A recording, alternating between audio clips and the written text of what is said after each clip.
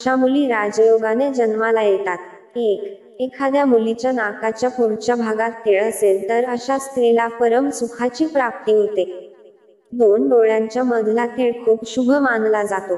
2. उजव्या डोळ्याच्या वरचा तीळ आनंदी जीवनाचे प्रतीक आहे.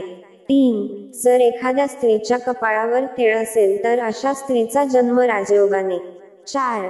महिलांच्या डाव्या गालावर तीळ असणे खूप शुभ असते. अशा स्त्रीला चांगली संतती प्राप्त होते. 5. उजव्या गालावर तीळ असेल तर अशी महिला नेहमीच धनवान असते. मित्रांनो, जर तुम्हाला हा व्हिडिओ आवडला असेल तर व्हिडिओला एक लाईक करायला विसरू नका.